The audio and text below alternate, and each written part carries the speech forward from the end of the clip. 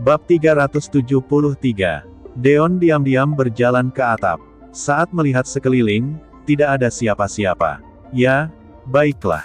Seharusnya tidak ada yang melihatnya menggunakan seluruh kekuatannya, kan? Kina menyandera Luna. Saat melihat Deon muncul, Kina berkata dengan wajah dingin. Deon, pergilah kalau kamu ingin hidup, jangan ikut campur. Luna juga berteriak, cepat pergi. Lebih baik mati sendiri daripada mati bersama. Akulah yang dia inginkan. Masalah ini nggak ada hubungannya denganmu. Deon mengangkat dagunya tanpa rasa takut di wajahnya. Kina, aku akan memberimu satu kesempatan terakhir untuk melepaskan Luna. Kalau enggak, aku akan membunuhmu. Pembuluh darah langsung muncul di dahi lawan. Haha, Deon, sepertinya kamu benar-benar cari mati. Telapak tangan Kina langsung mengumpulkan bola besar energi sejati dan meledakkannya secara tiba-tiba, langsung ke arah kepala Deon. Dia yang menyebabkan ini pada. Tidak heran Kina begitu kejam. Namun, pada saat energi sebenarnya sudah dekat, Deon hanya menghela napas dan tiba-tiba menghilang ke udara. Mata Kina tiba-tiba membesar. Apa? Deon perlahan mengangkat jarinya, tekanan mengerikan langsung turun, seolah-olah langit akan runtuh. Luna langsung pingsan. Kina sangat terkejut hingga mundur beberapa langkah. Kina merasa lengannya gemetar. Bukankah kamu hanya master besar? Bagaimana mungkin kamu mengalahkan aku, Master Maharaja? Ada perbedaan besar di antara keduanya. Deon berkata, dasar nggak tahu diri. Lihat saja, ini baru kekuatan puncak yang sesungguhnya. Boom! Dalam sekejap, langit seakan diselimuti lapisan awan, benar-benar tenggelam dalam kegelapan. Deon juga berubah menjadi emas dalam sekejap. Aku, Raja Gangster. Segera setelah selesai berbicara, awan jamur muncul dari tanah dan menutupi seluruh atap. Kekuatannya sebanding dengan uji ledakan nuklir. Seluruh kota Cielo dilanda gempa berkekuatan 10 skala Richter hanya dalam 2 detik. Tsunami, tanah longsor, letusan gunung berapi, terjadi di mana-mana. Bahkan kota Risan yang jaraknya puluhan ribu kilometer, mendeteksi data menakjubkan ini. Akademi Ilmu Pengetahuan Tertinggi Negara Lordia. Apa yang terjadi? Bencana suci. Bencana suci. Bencana dengan tingkat kerusakan tinggi. Tapi hanya muncul beberapa detik lalu menghilang. Ilmuwan paling dihormati di negara Lordia semuanya terkejut. Hanya ada satu kemungkinan dalam situasi ini, orang terkuat di negara Lordia sedang marah. Para ilmuwan tidak bisa bernapas dengan lancar lagi. Apa yang terjadi hingga membuatnya mengamuk selama 0,1 detik. Bahkan memicu bencana suci selama 2 detik penuh. 2 kota di timur langsung hancur. Bencana alam dengan tingkat yang berbeda-beda terjadi di lebih dari puluhan kota, mengakibatkan banyak korban jiwa. Semua orang berada dalam kekacauan dan terus berbicara di mana-mana. Sampai ketua perlahan berbicara, semuanya, jangan panik. Mungkin orang itu yang hanya bercanda dengan kita. Kalau benar-benar marah, mungkin setengah dari negara Lordia akan segera hancur menjadi reruntuhan. Provinsi Hollow, Kota Cielo. Deon dengan tenang menatap Kina yang berlutut di tanah dengan darah di sekujur tubuhnya lalu berkata dengan tenang. Bagaimana? Lalu apa gunanya melihat kekuatan puncak? Meski hanya berlangsung 2 detik, menurutku cukup agar kamu terus mengingatnya. Mata Kina terlihat kusam, seolah baru saja mengalami mimpi buruk, seluruh tubuhnya pun gemetar. Raja Gangster, kamu adalah pelindung Provinsi Sinnoh, negara Lordia. Siapa sangka karyawan baru di departemennya ini adalah Raja Gangster yang perkasa. Kenapa kamu muncul di kota Cielo? Bukankah kamu seharusnya berada di Provinsi Sinnoh? Kina berkata dengan kaget, organisasi kami datang ke Pantai Tenggara hanya untuk menghindarimu. Deon berkata, kalau begitu, sepertinya Tuhan menakdirkan aku untuk membunuh kalian. Kina batuk darah dan berkata, Deon, jangan bunuh aku. Aku akan memberimu informasi tentang organisasi V, yang penting kamu selamatkan aku. Setelah mengatakan itu, Kina berlutut dan memeluk paha Deon. Deon meliriknya, mundur selangkah dan berkata, kamu nggak memenuhi syarat untuk mati bersamaku, menyerahlah. Pada saat ini, gerakan Kina terhenti tiba-tiba. Kina terjatuh ke tanah dan berkata sambil tersenyum sedih. Memang orang terkuat di negara Lordia. Entah kecerdasan atau kekuatan, Deon bisa dengan sempurna menghancurkan kita. Bab 374. Kenapa kamu ingin membunuh Luna? Tanya Deon dengan tegas. Ditipu dan dimanipulasi oleh seseorang yang dipercayanya membuatnya merasa sangat marah. Kina berkata sambil terbatuk-batuk. Aku nggak tahu. Hanya manajemen level atas yang tahu tentang rahasia Luna, tapi Luna sangat penting bagi mereka. Kalau nggak membunuhnya, kemungkinan menghancurkan negara Lordia akan sangat berkurang. Deon sedikit menyipitkan matanya dan berkata, kalian ingin menghancurkan negara Lordia seperti apa? Hancurkan satu persatu dari semua aspek. Kamu nggak bisa membayangkan betapa mulusnya rencana kita. Kina tersenyum bahagia. Sayang sekali aku berada di organisasi V, tapi aku nggak akses ke intelijen inti. Tapi aku bisa memberitahumu, rencana kami berjalan dengan lancar. Kalaupun kamu membunuhku, kamu nggak bisa mencegah bencana ini terjadi. Paling lama dalam 3 bulan, negara Lordia akan hancur. Setelah mendengar kata-kata ini, Deon langsung gemetaran. 3 bulan. Apa rencana organisasi V hampir mencapai titik ini? Setelah mencari selama berhari-hari, hanya menemukan Kina yang tidak berarti. Mungkin kesulitan penyelidikan selanjutnya akan meningkat secara eksponensial. Dia menatap Kina yang sekarat dan tahu bahwa tidak ada gunanya mengatakan lebih banyak. Demi rekan-rekan kita, aku akan membunuhmu dengan mudah. Kina tersenyum dan berkata, terima kasih. Deon, izinkan aku memberitahumu dari lubuk hatiku yang paling dalam, meskipun kita semua punya pendapat berbeda dan gak setuju satu sama lain, aku masih agak tersentuh oleh kamu selama aku berada di grup Likson. Yang kubunuh semuanya adalah orang jahat yang memperkaya diri mereka sendiri di perusahaan. Mereka pantas mati. Aku harap kita bisa menjadi teman baik di kehidupan selanjutnya. Begitu kata-kata itu keluar, Kina meledakkan dirinya dan mati. Deon berbalik, meninggalkan setetes air mata buaya dan segera melanjutkan ekspresi seriusnya. Menjemput Luna. Organisasi V, aku nggak akan membiarkan kalian menyakiti sehelai pun rambut Luna. Tunggu sampai aku membunuh kalian satu persatu. Setelah mengucapkan kata-kata ini, Deon menghilang. Apa yang terjadi di atap? Apa Kina membunuh Bu Luna dan Deon? Semua orang di Dewan Direksi Grup Likson ketakutan dengan ledakan di lantai atas dan terjadilah keributan. Namun tidak ada yang berani naik untuk memeriksa situasi. Pada saat ini, Deon berjalan dengan Luna di pelukannya, wajah kurusnya tertutup angin dan embun beku. Kina sudah mati. Kalimat ini seperti peringatan dan semua orang tercengang. Tapi ini belum berakhir. Lanjut Deon. Kejadian ini membuktikan sepenuhnya bahwa direksi nggak punya rasa tanggung jawab dan nggak memenuhi syarat untuk terus memimpin perusahaan. Jadi aku mengusulkan untuk menghapuskan Dewan Direksi dan menjadikan Nona Luna resmi menjabat sebagai CEO perusahaan. Semua orang segera mulai berdiskusi. Aku dukung. Para pecundang di Dewan Direksi itu tidak melakukan apa-apa. Mereka harus turun tahta dari dulu. Cepat kosongkan posisi CEO agar Nona Luna bisa segera mengambil jabatan itu. Semua orang mengkritik. Orang-orang dari Dewan Direksi juga diblokir di depan pintu. Jelas sekali, jika tidak menjelaskan semuanya dengan jelas hari ini, orang-orang ini tidak akan bisa keluar. Jika mereka bisa mengkhianati Luna hari ini, bukankah nantinya akan lebih parah? Jika direksi tidak menyerahkan kekuasaan hari ini, mereka juga akan menderita kerugian nantinya. Lebih baik hancurkan hingga akarnya. Saat ini, keluarga Yosef benar-benar tidak berdaya dan tidak ada yang bisa mengendalikannya. Raut wajah Julian berubah menjadi pucat dan berkata, Kak, kamu adalah CEO perusahaan. Kalau enggak, kamu harus mengosongkan posisimu terlebih dahulu untuk menjamin keselamatan kita semua. Johan menjadi pucat dan menggertakkan giginya hingga hampir patah. Luna adalah putriku. Apa dia akan membunuh ayahnya dan merebut tahta? Aku ini CEO perusahaan. Tapi itu nggak bisa menjadi milikmu selamanya. Deon sangat tegas. Bab 375. Kalau nggak menyerahkannya, hari ini kalian nggak ada yang bisa selamat. Ancaman Deon membuat orang-orang di Dewan Direksi berkeringat dingin. Kekejaman pria ini terlihat jelas bagi semua orang. Terutama, dia hanya mendengarkan perkataan Luna saja. Setelah hening lama, Johan berteriak dengan enggan. Oke, aku akan menyerahkannya. Sudah puas, kan? Butuh waktu lebih dari 1 jam untuk menyelesaikan formalitasnya.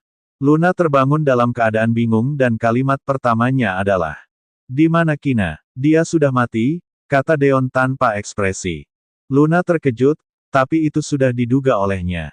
Setelah itu, Luna berkata perlahan, "Sejujurnya, aku nggak membencinya, setiap orang punya pilihannya sendiri." Deon mengangguk dan berkata, "Jangan bicarakan ini lagi. Kamu baru saja bangun dan mungkin belum tahu bahwa ayahmu Johan sudah secara resmi melepaskan posisinya sebagai CEO perusahaan. Sekarang kamu sendiri yang menjabat sebagai CEO Grup Lixon." Kejutan ini datang begitu tiba-tiba, Luna tertegun lama dan berkata dengan bingung. Bagaimana mungkin, mereka rela menyerahkan kekuasaannya? Deon berkata sambil tersenyum bercanda. Ini karena trikmu yang rela terbunuh. Mereka semua suka dengan caramu mengelola perusahaan dan memaksa dewan direksi mendelegasikan kekuasaan. Luna tersipu dan berkata, "Ini bukan trik, aku benar-benar ingin berkorban untuk perusahaan." Deon tertawa dan berkata, "CEO Luna, apapun yang terjadi, selamat. Sekarang kamu yang bisa memutuskan segalanya di seluruh grup Lixon." Sudut mulut Luna melengkung tanpa sadar, untuk pertama kalinya, Luna tampak agak malu dan memelototinya. "Jangan bicara omong kosong. Aku hanya CEO dan ada ketua di atasku. Namun bisa menjabat sebagai CEO juga berarti sangat hebat. Mulai saat ini, kendala yang dikenakan oleh Dewan Direksi terhadapnya akan sangat berkurang." Saat memikirkan hal ini, Luna dengan cepat terhibur dan berkata dengan penuh semangat. "Ayo pergi. Pergi ke ruang rapat, aku akan mengadakan rapat dengan Dewan Direksi dan seluruh eksekutif." Era miliknya, Luna, akhirnya telah tiba.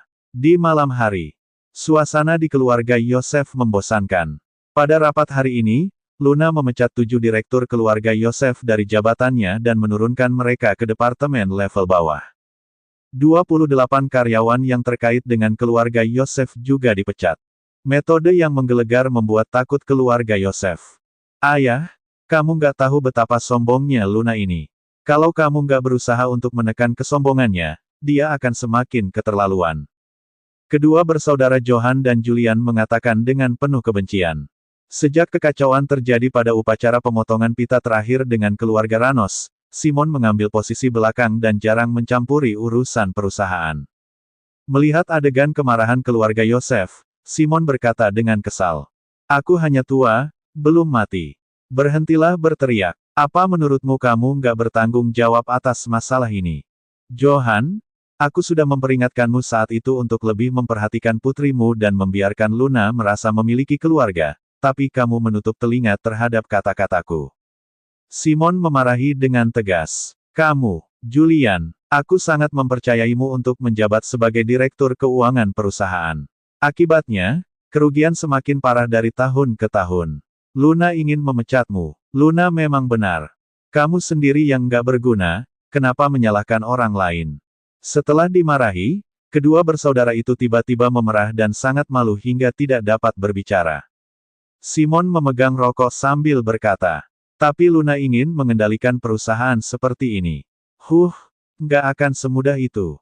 Bab 376. Dalam analisis terakhir, aku adalah Dewan Direksi Grup Lixon, pemegang saham terbesar, menikmati kekuasaan pengambilan keputusan tertinggi. Simon mengganti topik pembicaraan dan berkata sambil tersenyum licik. Keinginan Luna untuk menghancurkan pekerjaan keluarga Yosef hanyalah angan-angan. Aku sudah punya cara untuk menghadapinya. Semua orang di keluarga Yosef segera bersemangat. Apa caranya? Transfer aset. Saat Luna belum stabil, transfer sebagian besar aset perusahaan ke nama keluarga Yosef kita. Dengan cara ini, kalaupun dia menguasai grup Lixon, yang dia dapatkan hanyalah cangkang kosong. Simon menelan cincin asap dan berkata sambil tersenyum sedih. Nggak akan lama lagi para eksekutif perusahaan nggak tahan lagi dan memintaku keluar lagi. Sebagai CEO, dia hanya bisa menikmati dalam nama saja. Semua orang di keluarga Yosef sangat gembira dan berkata, "Ya, transfer aset. Kenapa kita nggak memikirkan itu? Gunakan cara legal untuk mentransfer sebagian besar uang perusahaan atas nama keluarga Yosef. Mari kita lihat bagaimana Luna bisa bermain tanpa uang." Kakek pintar juga. Kakek hebat. Di grup Likson, Luna tinggal di kantor selama 3 jam penuh tanpa mendapatkan setetes air pun. Ketika asistennya datang ke Deon, dia mengetahui bahwa sebagian besar aset perusahaan telah dipindahkan secara diam-diam oleh Simon. Grup Likson yang tersisa padanya sekarang hanyalah cangkang kosong dengan penampilan saja. Luna merasa sangat sedih dan memikirkan tindakan balasan di kantor bahkan tanpa ingin makan. Deon meliriknya dan berkata, bodoh. Deon secara pribadi memasak semangkuk mie telur rebus dan membawanya ke kantor Luna. Keluar, sekarang aku nggak mau makan. Luna berkata dengan nada dingin seolah-olah embun beku telah mengembun di wajahnya. Auranya sekuat seorang ratu. Tanpa diduga, Deon langsung mengangkat tangannya dan tiba-tiba memukul dahi Luna. Ah! Luna menutupi dahinya dengan rasa sakit, raut wajahnya yang dingin tiba-tiba menjadi sedih, bahkan bercampur dengan sedikit kelucuan. Menatap Deon dengan ekspresi kebencian. Kamu memukulku. Kamu masih mempermainkan suamimu. Deon tertawa dan mencubit hidungnya. Cepat makan. Kalau enggak, aku malah akan memukul pantatmu. Luna dengan enggan mengambil mie itu, tapi hatinya terasa hangat. Pria ini masih peduli padanya. Saat mie masuk ke perutnya, Luna terkejut. Mie-nya kenyal dan rasa telurnya yang kaya menyegarkan. Tentu saja, Deon tidak tahu psikologinya sendiri. Di permukaan, Luna masih berpura-pura acuh tak acuh dan berkata, mie-nya lumayan enak, aku terpaksa memakannya. Deon tersenyum dan berkata, aku dengar bahwa orang tua Simon mentransfer sebagian besar uang perusahaan, sekarang nggak ada banyak likuiditas di pembukuan. Tapi Bu Luna, orang tua itu meninggalkan hal yang paling penting. Luna berkata dengan heran, yang terpenting ditinggalkan. Apa? Bagaimana mungkin kakekku, orang yang begitu cerdik, meninggalkan sesuatu yang berharga untuk kita? Tentu saja itu adalah merek emas dari grup Likson. Deon tersenyum dan berkata, meskipun perusahaan saat ini nggak memiliki uang, bisnis inti dan patennya masih ada. Ini semua adalah aset nggak berwujud. Dengan aset nggak berwujud tersebut, kita bisa cepat mendapatkan uang dari bank. Hanya dengan mengandalkan hak kontrak proyek Kota Gemerlap yang kita peroleh, kita bisa mendapatkan pinjaman berbunga rendah minimal 600 triliun. Luna berkata dengan heran, apa ada begitu banyak? Deon berkata dengan percaya diri. Aku baru saja mengirimkan permohonan pinjaman ke beberapa bank milik negara yang lebih besar atas namamu, mereka semua pasti akan merespons dalam hitungan detik. Satu perusahaan bahkan mengatakan bahwa kita bisa menandatangani kontrak sekarang. Mereka akan langsung memberi kita pinjaman tanpa bunga sebesar 1 kuadriliun dengan menggunakan proyek Kota Gemerlap sebagai jaminan. Bab 377. Banyak sekali. Mata indah Luna melotot dan tiba-tiba mendapatkan kembali harapan. Dia selalu khawatir Simon mengambil uang itu, tapi dirinya bahkan tidak menyadari hal ini. Deon, saat aku mendengar apa yang kamu katakan, tiba-tiba aku mendapat ide baru. Luna berkata dengan serius, aku berencana untuk mendirikan anak perusahaan yang bertanggung jawab atas proyek pedestrian Kota Gemerlap. Selain itu, aku juga akan menggabungkan bisnis e-commerce siaran langsung yang paling menjanjikan ke dalam perusahaan ini. Pendirian anak perusahaan independen, sampai batas tertentu, dapat menghindari perintah Dewan Direksi. Deon mengangguk dan berkata, aku pikir ide ini sangat bagus, tapi sebagai manajer umum perusahaan, kamu harus memilih seseorang dengan pikiran cemerlang dan pengalaman manajemen tertentu, kalau nggak bisa gagal. Luna tersenyum dan berkata, bukankah orang itu ada di depanku? Deon mengerutkan kening. Di depanmu. Kecuali aku memangnya ada orang lain. Alhasil, beberapa detik berikutnya, Deon langsung kaget dan berkata, astaga. Bu Luna serius. Kamu ingin aku menjadi manajer umum anak perusahaan? Kenapa? Kamu nggak percaya diri? Tanya Luna. Bukan begitu, menurutku di perusahaan ada banyak talenta, ada lebih banyak orang tua yang cocok. Deon ragu-ragu. Dia awalnya datang ke perusahaan sebagai pegawai, hanya ingin menjalani hidupnya dengan normal. Siapa yang menyangka Luna akan memberinya lebih banyak hal, sekarang dia akan menjadi manajer umum anak perusahaan. Ketika aku meminta kamu untuk memimpin grup ke-7, aku awalnya ingin mempersulitmu. Aku ingin tahu bahwa kamu melakukan pekerjaan dengan baik. Sekarang kamu sudah membantuku memecahkan masalah sebesar itu. Adakah yang lebih cocok dari kamu? Luna mengangkat dagunya dan berkata dengan mata cerah. Ini perintah bosmu. Kalau kamu menolak, jangan datang ke rumahku lagi. Deon tercengang, gadis ini sangat kejam. Deon tidak peduli dengan pemotongan gaji dan penurunan pangkat, tapi tidak akan bisa menerima ancaman yang ini. Bukankah ini akan membuat diri sendiri mati lemas? Deon hanya menyerah dan berkata, kalau begitu aku setuju, tapi aku akan tidur di kamarmu malam ini. Luna mengangkat sudut mulutnya dan berkata, ya, tapi kamu hanya bisa tidur di lantai. Deon melotot dan berkata, ini nggak adil. Aku protes. Protes nggak diterima. Aku ini bosmu. Luna tersenyum ceria. Dahi Deon ditutupi garis-garis hitam. Wanita kejam. Hanya mementingkan dirinya sendiri. Tapi lumayanlah bisa tidur di kamar Luna. Setidaknya bisa melihatnya berganti pakaian dan mandi. Hehe. Luna melanjutkan. Anak perusahaan akan selesai dalam beberapa hari ke depan. Aku akan mencari seseorang untuk membantumu menangani material di Departemen Industri, Perdagangan, Kesehatan, Sumber Daya Manusia dan Jaminan Sosial. Kamu nggak perlu khawatir. Deon berkata, tetapi aku membutuhkan tenaga di sini. Kalau waktunya tiba, aku akan menugaskan 10 orang dari setiap departemen padamu. Aku akan memberimu lebih dari 100 orang dari Departemen Siaran Langsung. Luna sangat murah hati. Deon tersenyum sedih. Tapi aku masih ingin 1 orang dari Bu Luna. Siapa? Sekretaris pribadimu, Suzy. Aku ingin dia menjadi asistenku. Tubuh halus Luna bergetar, wajah cantiknya tiba-tiba menjadi suram. Kamu mau Suzy menjadi sekretaris dalam hidupmu, kan? Haha, kamu punya niat buruk. Bermain dengan wanita lain di depannya adalah sesuatu yang tidak bisa diterima oleh Luna yang sombong. Senyuman Deon merekah. Bu Luna cemburu. Kamu salah paham. Aku ingin Suzy menjadi wakil manajerku dan bertanggung jawab atas hubungan masyarakat. Dia adalah pewaris keluarga Yell. Dengan dia sebagai penanggung jawab, banyak pemilik bisnis akan menghormati perusahaan kita. Saat mendengar ini, Luna menyadari bahwa dirinya telah melakukan kesalahan, wajahnya memerah dan langsung berbalik. Aku pergi dulu. Kalau terjadi sesuatu, telepon aku. Kalau perusahaan baru berjalan dengan baik, kalau gagal, kamu harus bertanggung jawab. Deon memanggil Luna dan berkata, Bu Luna, tunggu. Aku minta izin besok karena ada yang harus aku lakukan. Aku akan menjemput adikku di bandara. Bab 378. Kebetulan banget, Luna juga tidak pulang. Dia mengenakan sepatu hak tinggi dan melarikan diri dari tempat dengan rasa bersalah.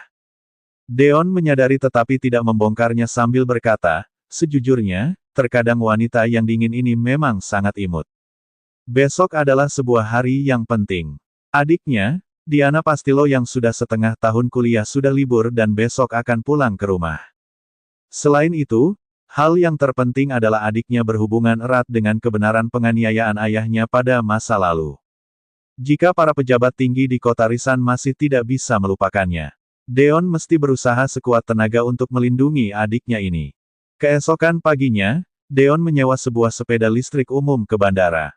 Tidak lama kemudian, seorang gadis yang mengenakan kaos putih dan rok jeans super pendek berwarna biru keluar dari bandara. Indra wajahnya sangat polos dan tangannya menarik koper. Gadis tersebut memberi orang semacam perasaan gadis murni dan mungil. Diana. Deon bergegas menghampiri. Kak, Diana menyapa dengan antusias. Deon menyambut koper itu, lalu mengelus kepalanya sambil berkata dengan penuh kasih sayang. Bertambah tinggi lagi. Bagaimana kehidupan di universitas? Apa kamu terbiasa dengan makanan di kantin? Diana menjulurkan lidah, lalu berkata, semuanya baik-baik saja. Aku mengenal banyak teman di universitas, juga berpartisipasi dalam banyak kompetisi. Aku hanya sangat merindukan kamu dan ibu. Deon berkata sambil tertawa, baik. Berkenaan dengan kamu sudah pulang, tinggal lebih lama di rumah. Ibu tahu kamu pulang, jadi pagi-pagi sudah pergi membeli sayur di pasar. Sekarang dia sedang memasak di dapur dan semuanya adalah makanan favoritmu. Mantap, aku paling mencintai kalian. Diana bersorak. Sejak kecil sampai dewasa, kakak beradik ini hidup berdua, sehingga hubungan mereka sangat baik. Di mata Deon, Nyaman Diana dan ibunya lebih penting dari dirinya. Deon membawa Diana meninggalkan bandara dengan sebuah taksi. Di sepanjang jalan, mereka bercanda tawa mengenal kejadian yang Diana alami di universitas. Diana tiba-tiba berkata sambil tersenyum menyeringai, "Oh, iya, Kak, aku dengar kamu sudah menikah. Katanya kamu menikahi seorang bos wanita. Kakak ipar sangat cantik, kan?" "Lumayan saja." Begitu mengungkit Luna, Deon merasa terdapat sebuah tekanan, sehingga segera mengalihkan topik. Diana tidak pasrah dan terus berkata, "Bagaimana kamu kenal sama kakak ipar? Omong-omong, kakak ipar begitu cantik, kenapa bisa tertarik pada seorang karyawan kecil seperti kamu? Apa mungkin, kalian?" Uhuk, uhuk. Deon menamparkan belakang kepala Diana, lalu berkata, "Kamu masih kecil, jangan pikir yang enggak-enggak. Ini adalah urusan orang dewasa. Aku sudah berusia 18 tahun, juga sudah dewasa." Diana tidak mengalah dan membusungkan dada dirinya yang padat. Payudaranya memang lebih mengembang dari sebelumnya. Deon sangat terkejut. Sopir tiba-tiba menghentikan mobil dan berkata, "Saudara, sudah tiba di tujuannya. Total biaya 1.070.000, terima kasih sudah menggunakan jasa kami." Deon sontak terkejut. 1 juta. Jarak dari bandara ke rumahku hanya lebih dari 30 km dan lebih dari separuh jalan berada di pinggir kota. Seandainya menghitung dengan biaya tertinggi juga nggak mungkin semahal ini. Dia melirik harga di argometer langsung mengerti dan berkata, "Kamu sudah mengubah angka di argometer secara diam-diam." Setelah mendengar itu, sopir tersenyum dingin, "Saudara, harga pasaran sekarang memang seperti ini. Kami yang mencari nafkah di luar juga perlu cari untung, kan? Kalau dihitung dengan harga normal, sejak awal sudah mati kelaparan. Kalian pada tinggal di komplek Pantai Mas, anggap saja memberikan uang ini kepada pengemis jalanan." Kelihatannya sopir ini sudah sangat berpengalaman. Saat melihat Deon tinggal di villa komplek Pantai Mas, langsung berpikir untuk memerasnya. Biasanya orang kaya sangat menjaga harga diri, apalagi ada kerabat di sampingnya, sehingga tidak akan mempermasalahkan uang kecil ini. Sopir itu berkata sambil tersenyum datar, "Begini saja, biar aku bulatkan untukmu, 1 juta saja. Anggap saja kita berteman." Abis bicara, dia ingin mengeluarkan sebatang rokok untuk Deon. Deon tidak menyambut, malah berkata, "Aku paling hanya bisa membayar 200.000, terserah kamu terima atau enggak. Kalau nggak mau, kami sudah mau turun mobil." Bab 379. Senyuman si sopir sontak mematung. "Saudara, jelas kamu nggak mau membayarku." Deon berkata dengan ekspresi datar, "Maaf, aku hanya bisa bersikap preman saat menghadapi preman." Abis bicara, dia menarik Diana turun dari mobil. Sopir itu juga turun dari mobil, lalu berkata dengan nada ganas, "Sialan. Aku omong baik-baik sama kamu karena memberi kehormatan padamu. Kamu jangan nggak sadar diri. Di sekitar sini ada rekan kami, kalau bisa, lain kali kalian jangan keluar dari rumah. Kalau enggak, kami bakal mengawasi kalian." Diana yang sebagai seorang mahasiswa tidak pernah menghadapi situasi seperti ini, sehingga jantungnya berdebar-debar. "Kak, bagaimana kalau bayar dia saja? Biar aku yang membayar 1 juta ini. Anggap saja membuang malapetaka." Diana tidak ingin anggota keluarga berurusan sama para preman seperti ini. Abis bicara, dia mengeluarkan 10 lembar uang kertas bernilai 100.000 dari dompet. Akan tetapi, Deon menahannya. "Simpan uangmu. Kalau kami berkompromi saat menghadapi orang semacam ini, lain kali mereka bakal makin merajalela." Uang diberikan kepada Diana biasanya tidak banyak, bahkan tidak bisa membeli kosmetik mahal, hanya pas makan. Akan tetapi, dia tetap menyisihkan uang ini. Bagaimana mungkin Deon membiarkan para preman ini menerima uang Diana yang ditabung secara susah payah? "Sialan." Sopir itu murka. "Kalau kamu hebat, jangan kemana-mana. Aku pergi panggil orang. Sekarang sudah bukan masalah yang bisa diselesaikan hanya dengan uang 1 juta. Deon berkata tanpa pikir panjang, "Kamu panggil saja." Sopir itu menelepon seseorang dengan marah, "Adik pertama, kedua, aku terlibat masalah sama seseorang yang sulit dibereskan. Dia bersikeras nggak mau bayar. Kalian panggil orang ramai-ramai ke sini, sekaligus memberi pelajaran kepadanya." Begitu mendengarnya, Diana berkata dengan ketakutan, "Kak, sepertinya mereka serius, kita segera lapor polisi saja." Deon tetap berkata dengan tenang, "Polisi ada aturan polisi, sedangkan preman juga ada aturan tersendiri. Nggak ada gunanya melapor polisi saat menghadapi masalah semacam ini. Serahkan kepada kakakmu saja, kamu cukup berdiri di samping." Deon mengelus kepala Diana, lalu berkata sambil tersenyum, "Sama seperti aku melindungimu pada masa kecil. Setelah dewasa, aku tetap melindungimu." "Kak," Diana mengatupkan bibir, lalu matanya berkaca-kaca. Sontak, beberapa mobil taksi melesat kemari dan berhenti di samping mereka. Beberapa pria gagah turun dari mobil dan menyunggingkan tatapan ganas, bahkan membawa pisau sepanjang 1 meter. Mereka berdua mau menaiki taksi secara percuma. Sopir itu menunjuk pada hidung Deon sambil membentak. "Saudara-saudara, menurut kalian, apa yang harus dilakukan?" "Hajar saja," mereka berkata dengan antusias. Akhirnya sopir itu berkata sambil tersenyum sinis, "Apa kamu sudah melihatnya?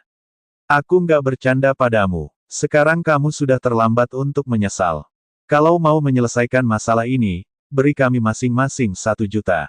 Kami ada belasan saudara, setidaknya kamu harus mengeluarkan uang 14 juta. Kalau enggak, hari ini kamu bakal berlumuran darah." Raut wajah Diana pucat pasi. 14 juta. Apa perbedaan antara kalian sama perampok? Kalau perampok nggak bakal begitu sopan sama kamu.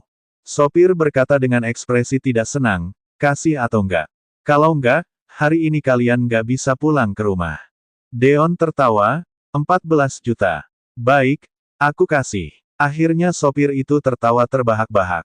"Gitu dong. Kita sama mencari nafkah, buat apa berantem? Asalkan kamu serahkan 14 juta, aku bakal menjamin keselamatan kalian di jalan ini." Deon tertawa tanpa sepatah kata. Dia langsung melintasi sopir itu, lalu mengangkat kaki untuk menghancurkan mobilnya. Terdengar bunyi bom, seluruh bentuk mobil berubah dan rusak. Kali ini, giliran mereka yang bengong. Tidak hanya itu, Deon terus berjalan ke depan beberapa mobil itu, lalu menerjang lagi dan membuat semua mobil mereka terpental. Bersambung.